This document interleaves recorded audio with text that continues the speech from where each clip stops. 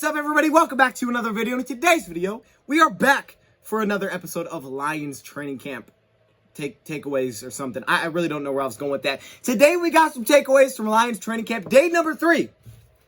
It's in the books, so let's get it started. We're going to bite a kneecap off, and we're going to stand up, and then it's going to take 2 more shots to knock us down. And on the way up, we're going to take your other kneecap, and we're going to get up, and then it's going to take 3 shots to get us down. And when we do, we're going to take another hunk out of you. Before long, we're going to be the last one standing. Welcome everybody to the video. Glad you guys are here. Yes, we have a new camera angle going on, and it feels great. It does. It feels amazing. I'm just like, yes. I'm so tired of looking like this. I like looking like this. It just feels better. I don't know what it is. But today we got some takeaways from Detroit Lions training camp. But it was actually a really good day because not only do we have a few observations from on the field, a little bit less actually today. However, we have some notes off the field from Dan Campbell. And then after practice, we got to hear from the man himself, Jamal Williams, who showed up on SportsCenter today, and Jared Goff. So it was really nice. Plus, we have a couple notes from Tracy Walker, who is on Good Morning Football. So we got some nice stuff off the field to talk about. And as always, I'm going to try to keep this video a little bit shorter than the last one, but I do want to give you guys a quick little update on the merch. So if you guys have seen the new era merch, you know, with like the coaching staff, I updated a little bit today. I added a couple new staff members to it. I put the whole new era behind the coaches. I thought it was a cool little addition. It looks different on the sweatshirts and the hoodies and just the regular shirts. So we basically have 2 versions now, okay, of the new era merch. So if you got the original, that's awesome. That means you're like an original shirt person. I have one too. I have one coming in, but I also got the new one. So if you guys want to check that out, maybe you like that design a little bit more. It came to my mind. I was like, you know, I kind of want to tweak this a little bit. So we got like 2 versions of it. So if you guys would like to check it out, it's the DOD shop, capital D, capital O, capital D, no spaces shop on Google. Click the link in the description. That's another way to find it. Or you can go to the community section. There's a link there. Plus there's a promo code. So definitely use the promo code. I think it's back to school. I know, I hate hearing that too. But it's a promo code and you get some money off. So that's great. So check it out if you guys want to, but let's get into this training camp talk. And I want to start before practice what Dan Campbell told us because he gave us some nice little insight on what's going on with this team. And specifically the first update was CJ Moore. Yesterday we talked about CJ Moore being absent from practice and we weren't sure what was going on, but we were sure that Dan Campbell was going to give us something the next day. And today he did. Dan Campbell told us that CJ Moore missed yesterday's practice because he was dealing with back spasms from lifting the day before. So he is back with the Detroit Lions, and that's great to hear. That's great news that he's back out there and practicing. And I like how Dan Campbell was pretty much straightforward with this. It wasn't something we had to like try to drag out of him, like what's going on with CJ. It was just simple. He's had back spasms. We kept him out. We were precautionary, and he's good to go. So that's awesome. Good to hear for CJ Moore. Glad it was nothing serious, but I am happy that Dan Campbell gave us that answer pretty straight up. So that was nice. But CJ Moore is back in practice. So there's a good update to start your day. This is with rookie offensive tackle Penei Sewell. Now we know Penei Sewell really pretty much the entire offseason that he's been there. He's been the starting right tackle. He missed the beginning of minicamp. Was that because of COVID reasons? I think it was. I can't completely remember. But when he's been there for the Lions, he's been the starting right tackle. It's their vision since they brought him in to have him start at right tackle, not move him around. And it looks like he's going to be the starting right tackle day 1 for the Detroit Lions. And, you know, Dan Campbell, he expects that he's going to have his ups and his downs. But he said the most important thing for him is to keep his confidence up. You know, he's going to make mistakes, but then look at it, figure out what you did wrong, and go out there and correct it. That's the biggest thing for Penei Sewell. However, he thinks the biggest factor for Penei Sewell is going to be Romeo Okwara in practice. So that means that Romeo's lining across from Penei Sewell a lot, probably a lot in base packages specifically, because he thinks Romeo Okwara is going to make Penei Sewell better. Because if we're being honest here, you can't get many better pass rushers than Romeo Okwara. I mean, to simulate day in and day out, having that guy going at you as a rookie, that's top level. I'm not saying it's the best pass rusher in the league, but it's up there, right? He got a lot of pressures last season. He was doing some big things for Detroit. He signed the extension this offseason. He's a leader for us now. That's huge. So to have that guy to go against every single rep, and Dan Campbell told us this, he said next week when we get the pads on, oh yeah, he's going to be going full speed at Penei Sewell. No question. He ain't going to hold him back. He's not going to slow it down. He's going to go at him, especially if you're going to start in week 1. If you're going to start this new week 1, you better be having to go full speed because you don't think Nick Bosa is going to go full speed week 1. He's coming back week 1, right? So you got to have him prepared to go. And he thinks this in practice will be the biggest benefit for him. And actually, that's a very good point because even on the other side, you got Flowers. So for whatever reason, you had to switch it. We got a lot of good pass rushers. Do you throw Romeo at full speed right away? Oh, yeah. Oh, yeah. It's coming. Oh, he's going to get beat. But at the same time, that's how he gets better, right? We're going to throw it at him. Kind of like Okudah was thrown into the fire during the regular season. We're going to throw Penei Sewell into the fire during the offseason. especially if he's going to start week 1. So I just thought that was an interesting note. Also, the running back position. Now, we're going to get into this Jamal Williams talk in a second because I know it was very interesting today. But Dan Campbell brought up a comparison between kind of the Lions running back situations with DeAndre Swift and Jamal Williams, kind of that duo. And he compared it to what the Saints had with Mark Ingram and Alvin Kamara, but also Latavius Murray and Alvin Kamara. Now, Latavius Murray, if you don't know, this guy's, 6'3", was he 6'3", 6'2", 6'3", 230 pounds. He ran a 4.3 at 40. The guy's just a beast, okay, simply put. But Mark Ingram was a beast too back in 2018 when he was with the Saints. So he compared it to that. And actually, we've compared this in the past. When the Lions brought in Jamal Williams, I think not long after, we actually compared kind of the running back spot to what the Saints had going on there when they had Mark Ingram and they had Alvin Kamara, and how Swift and Jamal could be somewhat similar. The two similarities he sees here is that he says Jamal Williams is that high energy guy and kind of the hammer. And he said that's what Latavius Murray was for us, and that's also what Mark Ingram was. Now, they're not the exact same player, but if you have watched Jamal Williams' film, you'll know that that's the kind of running back that he is. He is a hammer type of running back. He is a guy that can be out there in short yardage and goal line situations and power forward for a couple yards. And if you question whether or not he brings energy, you might not know who we're talking about here, because seriously, that's like all he brings is energy every single. Now, he did say in the morning that he ain't like that. I get it. I ain't like that in the morning either. But he does bring the energy. And let me just segue into that real quick. Look at this smooth transition. We're going to talk about him getting on ESPN today because, yes, SportsCenter featured him. And I was watching this after practice. And I was laughing because I was like saving these clips. Cause I was like, I've never seen this happen. So, reporters are trying to ask questions. A lot of times they'll talk over each other. And then one goes, the other one stops. They're not sure who's asking a question. So Jamal Williams, not once, but twice, made them play rock, paper, scissors 2 times. He's like, no. Play rock, paper, scissors twice. And he made him do it best out of 3. Scissors. Rock, paper, scissors. Rock, paper, scissors. Come on, keep going. 2 out of 3. All right, he won the first one. Come on, one more. 2 out of 3. Keep going. Oh, come on. All right, come on. I know it doesn't have anything to do with really football, but it's just kind of the character that Jamal Williams is. And I'm just ready to prove it. When you watch these guys, Hey. we gotta go rock, paper, scissors. Yeah. That's the goal. That's the 3? Yeah. Me too. Okay, come on, one more. Let's go to 3. All right, come on, dang. Not just what he gives you on the field, it's also what he gives you off the field. It's that energy. It's the Energizer Bunny that you have in Jamal Williams. And when Dan Campbell was comparing the running back positions, he specifically said that Jamal Williams, like Mark and like Latavius, he's that energy guy. He brings that. And Jamal Williams said that Deuce Staley, if you're not bringing it, will let you know you're not bringing it.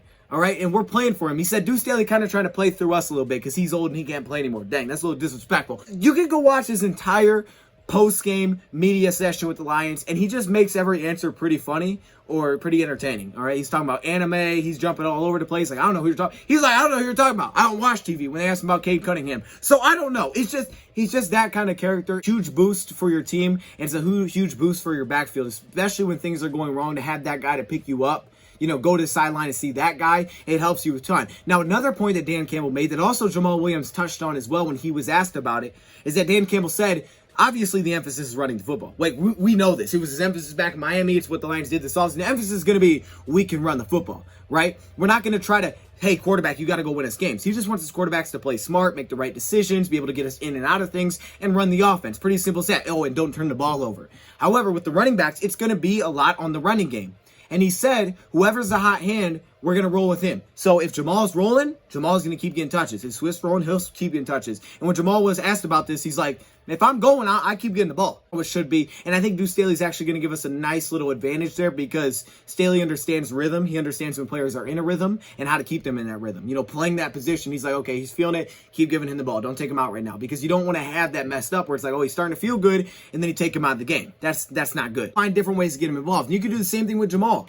Right, you can find different ways to get Jamal involved because he can pass catch, because he can pretty much do everything that you would ask of him. Dan Campbell took over. Lamar Miller's stats went way up, but so did J.J. And there were certain games where Lamar, he'd get 12, 15, 10 to 15 carries, but he'd only go for 30 yards. But J.J. would get his 7, and he'd go for 80.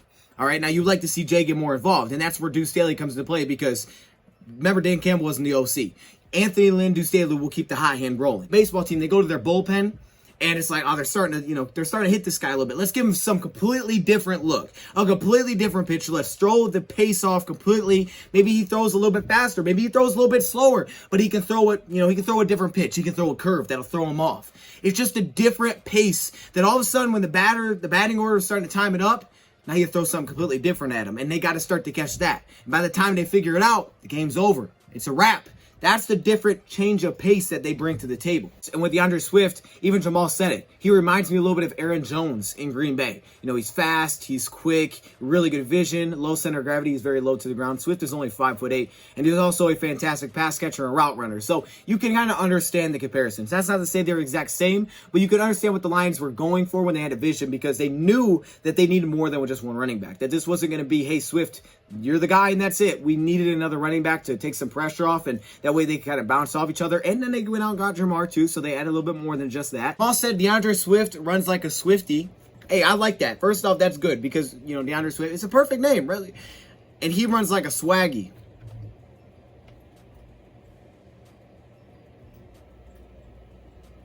Okay. I like the creativity. No, that's an A+. It's an A+ for creativity because I would never, if Swifty and Swaggy, the pictures look dope. Now, speaking of coaches, Dan Campbell did bring up Deuce Staley and said, hey, that's, if you want to go see a coach room where a guy's fun, players are very engaged with the coach, working with him, Deuce Staley is that guy. But he specifically talked about Aubrey Pleasant. And you know what? I could go through this and tell you what he said, but I think I'd rather just let Dan Campbell describe. This is Aubrey Pleasant, the Lions defensive backs coach and also pass game coordinator. This is what Dan Campbell said about Aubrey Pleasant. The feel of the room, and he's as advertised. I would tell you that. He is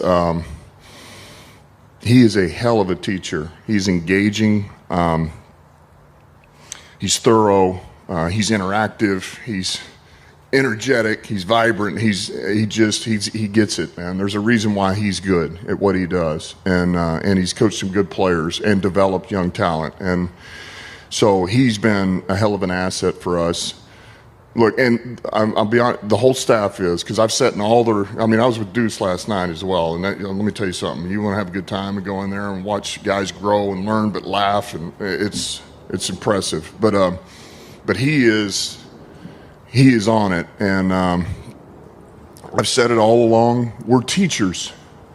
We really are, Now, we may not always have the proper grammar and say all the right things, but that's what we are. We're teachers, and we teach football. And you got to learn to communicate. And, how do you pull out the most out of these guys and make them, help them live up to their full potential? The only way to do that is to be able to connect with them. And once you connect, then you can really, really teach them, because now you got them. But it's impressive. This is one of my favorite videos. This is a Prince EA video, and I know it has nothing to do with football, and he's talking about the school system. But as Dan Campbell says, as coaches, we're teachers, and we are the people that can bring the full potential out of these guys, and you need to have that. And these players can have all the potential in the world, but if you don't have the right people to bring it out of them, they'll never live up to that potential. We can invest as much as we want in cornerback, safety, any position that we feel needs to get better, but if we don't have the right people to bring it out of them, the right environment, the right coaches, or in the words of Dan Campbell, the right teachers, it won't matter. Shame. Teachers have the most important job on the planet, yet they're underpaid. No wonder so many students are short-changed. Let's be honest.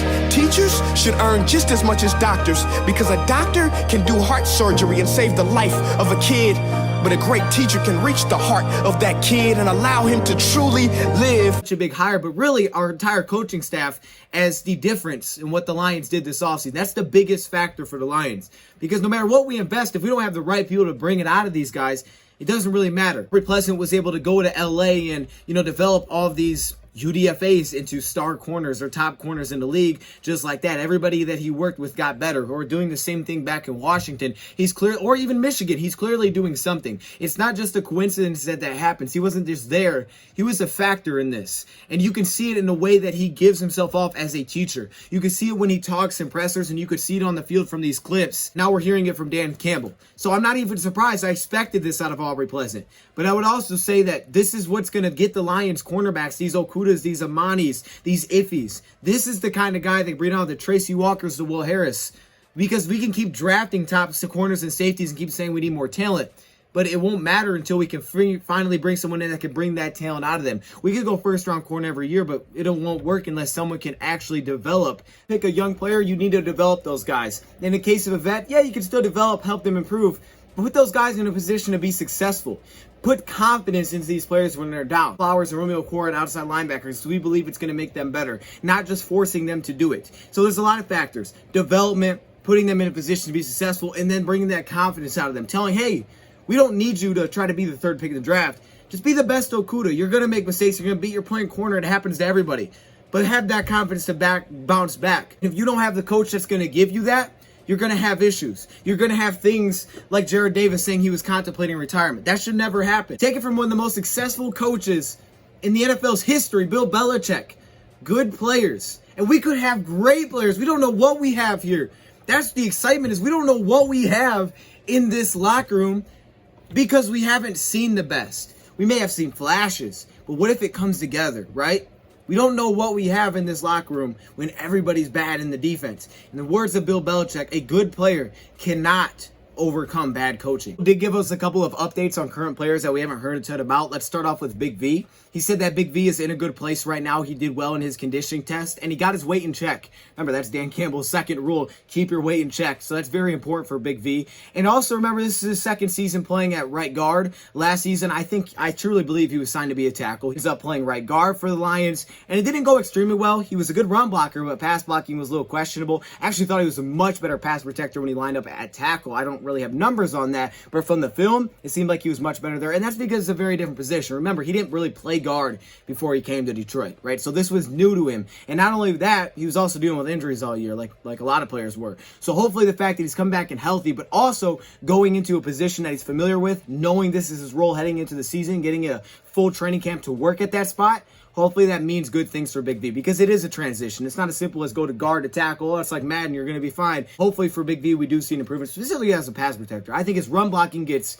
very emphasized in the inside because he can just maul people out of the way, and he can't really do that as well from the tackle spot. But from the guard spot, man, you definitely can. And pass protection is that one spot that I would like to see him improve. But even Dan Campbell said, like, he moves well and he's a big dude. And when you look at that offensive line, it looks pretty good. It looks pretty good with Sewell, Big V, and Frank. Yeah, that does sound pretty nice. All right, he also talked about Alize Mack, and he called Alize Mack basically a rookie. Said Alize Mack, when I was there, very talented player from what I remember. Remember, he was a tight ends coach back with New Orleans. So he was working directly hands-on with Alize Mack. He said he was a very talented player, very gifted, but since I've left New Orleans, I mean, it's not like, you know, he's basically been away from football because he's had some practice squad stints, but he hasn't really played. So for him, he's viewing Alize Mack as kind of like a rookie. And I guess if you do that, you could have some high hopes for Alize Mack. It kind of gets lost in the shuffle a little bit, but he looks like he's the clear front runner for the third tight end spot. And he was a very talented player coming out of high school that had his college kind of turned into a mess. But remember, very talented reception guy for the Lions. And this is someone to look for this season for the third tight end position. And right now he looks like he's in position to win it. So some good updates there on a couple of players. Now, Dan Campbell did speak on Jared Goff a little bit today, and it was nothing crazy or nothing really new, but it is always nice to hear this. It's always kind of refreshing statements that we get to hear about Jared Goff. And he said this: from spring to now, he's much more comfortable in this offense. We basically want him to take ownership of this offense. And I'll stop right there because that's what I've been waiting to hear. We've kind of heard it so far, but again, Dan Campbell just brings it back up again. Like, we want Jared Goff to take ownership of this offense. And when we talk about the way we're building the scheme, he says this: if there's something that you want, if you feel like we can do better, you know, we'll work together with putting together that scheme. We want it to fit your vision and also our vision, what you do well, what you're comfortable with. We want to do those things, your philosophy, but also our philosophy. We want those to mesh together. But at the same time, we want you to take ownership of this offense. We want to give you that freedom. You can just see him from where we were in the spring to now. You can see how much more comfortable he is and how much more he's taken ownership of this offense, which is what we want. We want him to feel like, you know, and listen, dialogue, communication. Is there something that you want or you feel like we can do better with? And we take it. And then sometimes we're like, no, this is why we want to do it. But, man, he's really growing into it, and he is embracing it, and it's becoming – and that's what we want. We want it to become what is best for him and his vision as well as ours. And so he's been great. He really has, man. You can see him growing inside the offense. if Jared Goff is our quarterback, if he's the guy going forward. We want to see him run the offense. And that doesn't mean run the offense in terms of, hey, you call all the plays at the line, you know, you're out there passing the ball, you're spreading it out, we're just going no huddle. That's not what I mean. Get us in the right place. But don't micromanage us. Don't do what Sean McVay and Jared Goff had going on, where Jared Goff's listening to Sean McVay, who's telling him the adjustments and hot routes to make 15 seconds, but then when they cut off, they're trying to ad-lib what to do. No, that's a mess, okay? Jared Goff, you were a first pick in the draft. Brad Holmes likes you. Let's give you some freedom. You did this in Cal in 2015. And we're also going to, of course, build the scheme together. We're going to put this together, but at the same time, we're going to give you that freedom offensively to run this offense, to basically run the show.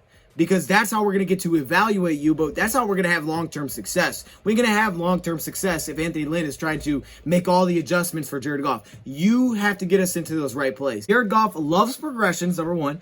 And number two, he loves throwing it downfield. Now, he did say that a lot of that's probably going to come off the run, being able to run, set up the passes. That's, you know, play action, of course, being able to take deep shots. And then you have to have the vertical playmakers on the outside to do it. You have to have the right play calls. But he does like to take shots. Those were the words of Dan Campbell. And then Jared Goff followed that up after practice saying this. Love taking shots, yeah. No, I'd love to take shots. I know we're going to call a bunch of them, and I hope to throw a lot of them. He does like taking shots on the field. It's just that recently he hasn't really been in the perfect situation for doing that, lacking a pure deep threat on that team. And we saw that, you know, the Rams addressed that this offseason, getting Tutu Atwell, Deshaun Jackson, but not only lacking the pure threat, the offensive line struggling, giving you less time, the running game being much worse. I mean, you're missing a lot of pieces to have that deep offense. And then, of course, the little things behind it, schematically, you know, maybe what Sean McVay was asking him to do. We don't know all those ins and outs, but he has liked to take shots in the past. He did it with the Rams early. He was one of the top deep ball passers. He did it at Cal. He loves progressions. Now, I was doing my best today to learn about this, and I'm definitely going to have to spend a lot more time on it, but this is what I was trying to do, is trying to figure out exactly how a quarterback reads the defense. And to me, there's a lot of different terms that go into this. It can be broken down into a lot of subcategories, and I don't know exactly what the Rams were doing offensively, but the two main categories that it's usually broken into, and they have different, you know, there's different ways to say this. Different quarterbacks have different terminology, writers have different terminology, but it seemed like two very good ways to break this into two was that there's progressions, and then there's also coverage reads. And coverage reads a lot of times were based off of the defenders and how the defenders would react to the play. And apparently this is something that you do at a lot of times at the lower level, but this is based on what the defenders do. Sometimes you can split the field in half, saying this is the half the field I'm attacking. Maybe you get a bunch set to that side of the field, and you key on a couple of defenders. If the defenders react this way, this is where the ball is going to go. And then there's also the progression side. And this is exactly what Dan Campbell said. So I'm like, okay, well, this is probably what Jared Goff was doing with the Rams. And from what I could tell, it looked like it leaned a little bit more to the pure progression side. Now, we've got hints, that, you know, Jared Goff can't read a defense. You know, he can't do this and he can't do that. Looking at Cal, when they were in the Bear Raid offense, which was much different than what the Rams did, which was a lot more under center, it was progression-based. And one key factor that's always a thing with the quarterback is it's all based on the drop back. You know, is it a 3-step drop, 5-step drop, 7-step drop? People say, well, he's great with timing routes. Really good at timing routes. We've always said that in the past. And I think this ties in, and it kind of tells you why he's so good with timing routes, is because progressions are timing routes. It's when I get out of my break, get out of my stance, when my back foot plants, you know, someone's coming out of their break as a receiver. Now, these can be a little bit off because, of course, they can be slowed down running their routes. They can be bumped at the line. And the quarterback doesn't usually have that issue as long as he's in a relatively clean pocket, and he should not be getting hit that early into a play. And again, this is why you need a good offensive line so that he can get through these progressions faster. You have your first, you have your second, you have your third. A lot of times you ain't going to get through all your progressions. And then you have that safety valve, the guy that you could dump it off to. When you go back and watch this film, you can see that a lot of it was going through progressions. And when you do this, you don't have to know the exact coverage defensively. And I think a lot of times when you watch this film, specifically with the Rams, this is not to say that he can't do it. But when I watch this film with the Rams, a lot of it, you'll see sometimes maybe he wouldn't even look at the defense. He would just snap it and he would go. And he would know where he was going to look coming out of his break, his first progression. If it wasn't there, then he would go to his next. And for him, what it was able to do is that if he knew that this was the target receiver, this was the first guy that I'm looking to, he could sell it because he would be able to snap the ball, look at someone else to pull a defender out of the way, or so he could go down through that list. So that's the kind of offense that he likes to play in, and that's why he's a good timing quarterback, right? We've talked about that. And I also think that's probably some of the reason why he wasn't great pre-snap motion, because he wasn't necessarily using it always to figure out what the defense was in. A lot of times that can give you a tell, not exactly, but you can tell, man. And it worked sometimes. There were clips I was watching in Seattle where it's like, okay, they showed the motion, you could tell it was a cover 3 drop, and then the out route would be open because he's dropping a lot deeper. The cornerback he's not right up against that receiver. But sometimes it didn't even look like Jared Goff looked that way. Here's an example of what I mean. So they're going to have 2 motions here. Now you can see the Seattle's showing blitz with their linebackers. So watch here, Jared Goff's going to send a running back out. Now I don't know if this is something that was just designed so they did no matter what, or Goff is actually using this to understand that they're showing man coverage because everybody's following. There's single high safety, which is a big tell. That means it's closed or middle. So he's going to have the corner route to the bottom of the screen here to his tight end. So he just goes to that matchup. So he starts right, and then he's able to come back to his left by holding the safety. I don't know if that's something that was just play design and he didn't even pay attention to it, or if he did, if he utilized that. Here's another example. Seattle comes out with what looks like a cover 2 look. Now that top safety is creeping down a little bit, but it could be a cover 2 look. But then you see this motion. I wonder, is this McVay or is this Goff? And is he using this to read the defense? Because when he sends this motion, that cornerback that was playing out there slides back, which kind of gives you a tip that this could be a cover 3 look. The cornerback on the top of the screen, who looks like, maybe he's just playing a flat or man-to-man, all of a sudden he's going to blitz. So when that cornerback blitzes, you have 3 guys drop, which makes it a cover 3 look. And this out route is open because of the cover 3 drop. So I just wonder about plays like this. First read was there, that's what you would take. And when you're in a progression offense, you go through those progressions as a quarterback, but the first receiver that's open that's where you throw the ball. That's what they're taught. First guy that's open, the first progression that you see that's open, that's where you throw the football. All right, you don't hold on to it to wait till another one comes open. You throw it there. But because you know where you want to go with the football, you can set up defenders. So that's the kind of quarterback that Jared Goff is, from my understanding. And I assume that's what we're going to see with the Detroit Lions, is that's how he's going to read things as a quarterback. And there's nothing wrong with that. That's very common in the NFL today. And it's something that I'm assuming from the little that I watched with Andy Lynn back Chargers, that's kind of what they did with Justin Herbert as well. Not completely, because he was a different type of quarterback, but that's how you help a young guy, because young guy comes in, maybe he doesn't know exactly what the defense is in. So for him, you give him progressions. This is what he goes through. It doesn't necessarily matter that you know exactly what defense that they're in, and then you work through those progressions. This is why they are what they are, right? This is why he was so successful in 2017 and 2018. Not to say that he was bad in 2020 or 2019. And again, there was a lot of issues between him and McVay, so we weren't really sure what was all going on behind the scenes. But you want to keep things on schedule. Getting into 3rd and long, negative plays on early downs, penalties. Those things are killers, and those things that well-disciplined teams don't have. But also, you have to make sure that you try to avoid those. It's going to happen. It does. But if you can get a couple yards on first down, a couple yards on second down, you can keep Goff on schedule, everything's open for him. And this is when he's at his best. We talked about it. He's the best. He was one of the best quarterbacks in the league when playing with the lead. He's also one of the top quarterbacks in the league when he wasn't under pressure. But things get messy when you get in 3rd and long, when you're not successful early downs, when you don't have that run game, when your offensive line struggles. If you can keep those things on schedule, that's not to say that we got to go out and average 5.5 yards a carry. You just got to give me 3 to 5 yards every time we pop it, right? Give me that.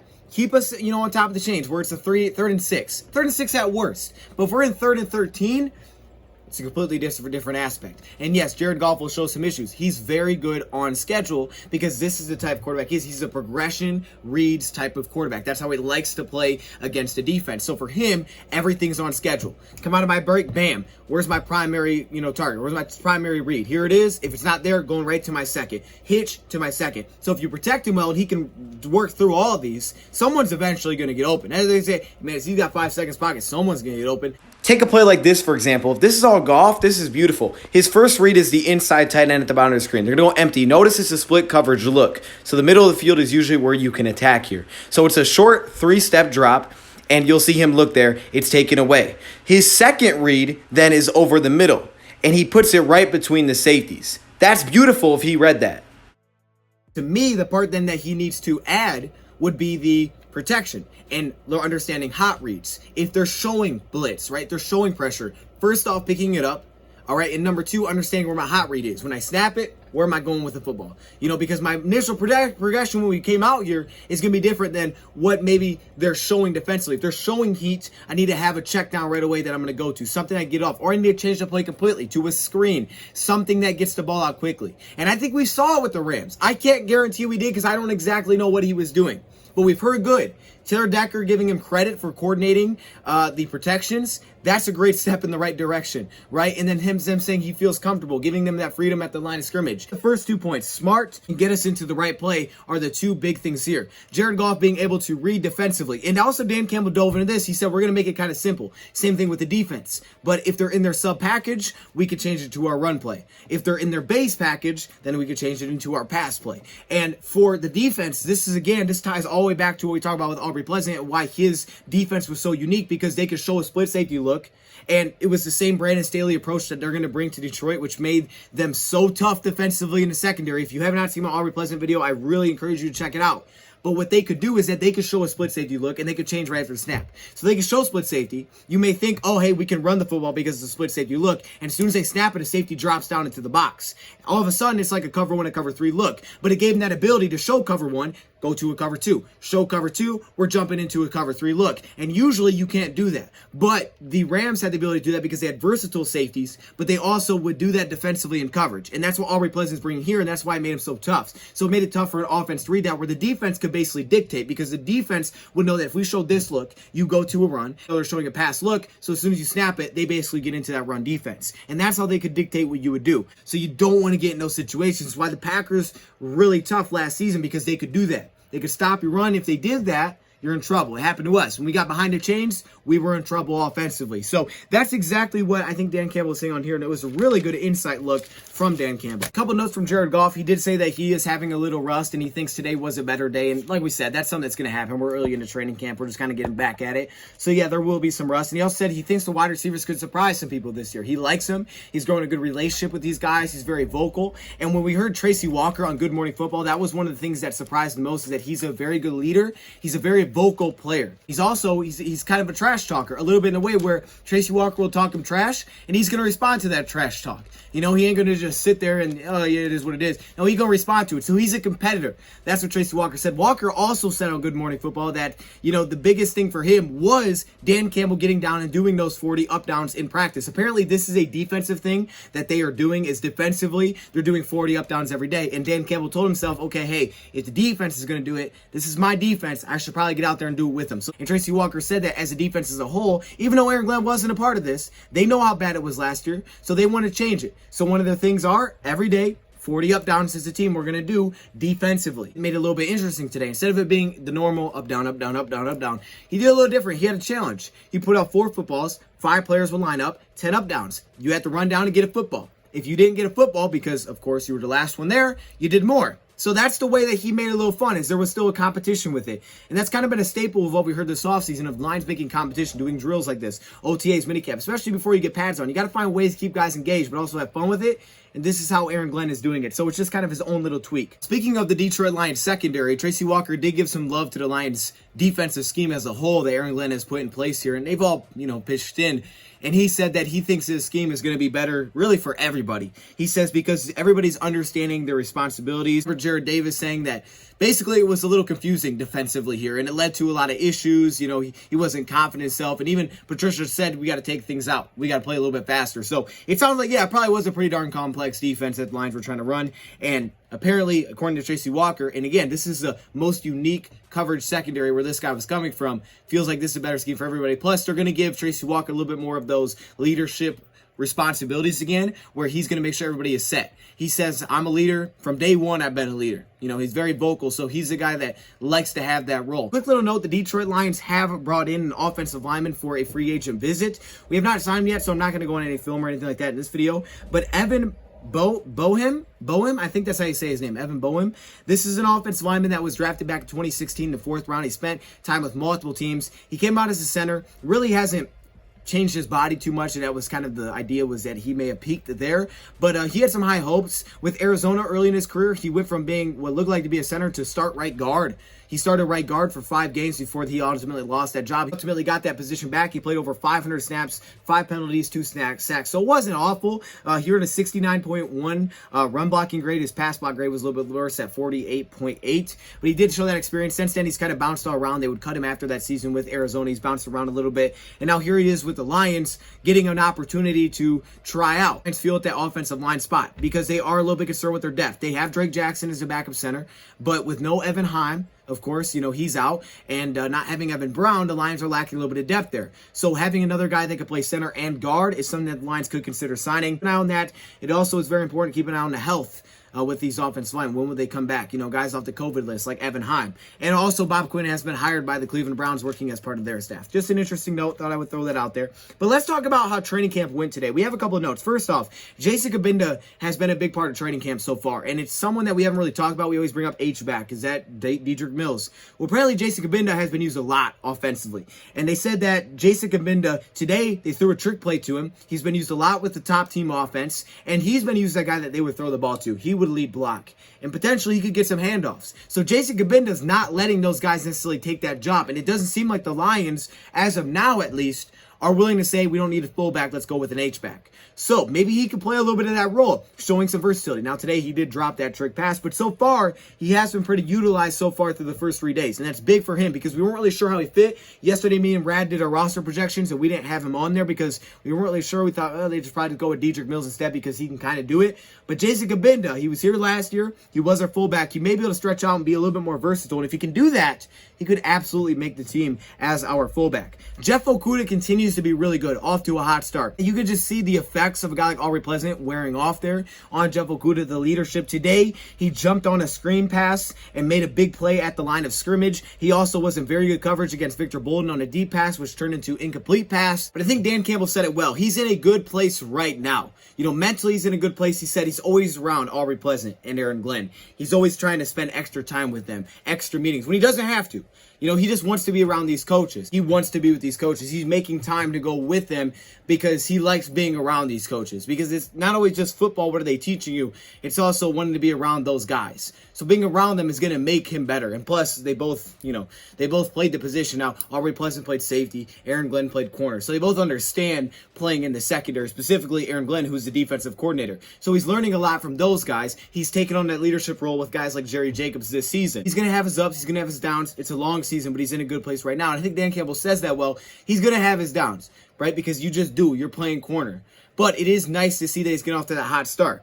And we've heard good things. So today he makes the big play on the screen. We also heard he ran down Khalif Raymond. Now think about this, okay? He caught up to Khalif Raymond. Now Khalif Raymond had a big game, okay? It was on the screen. He tried to run it down and nearly caught up to him. But it does kind of show you that speed. The thing is, Okudah's never been a slow corner, okay? Okudah was a fast corner coming out of college, but he looked a lot slower last season. When you're dealing with, having a groin injury that you have to get surgery for on both sides of your core, and then all of a sudden you have an ankle injury, you're going to look a lot slower than what you would expect from a guy that ran a sub-4 540, right? I mean, he was fast, he was super explosive, plus 40-inch vertical. The dude could move. We just didn't see that as much this last season, but he absolutely has that straight line speed, and we've seen that, the PBU on Tyrell, to be able to run step-by-step with Tyrell's not the fast guy. He's no Brashad Perriman. I get that, but step for step does kind of show you that he's got some of that back, right? I mean, he's healthy. He's flying around. And he said a lot of it was philosophy this offseason. Understanding, reading a lot, taking care of his body, giving himself time to rest, not overdoing it.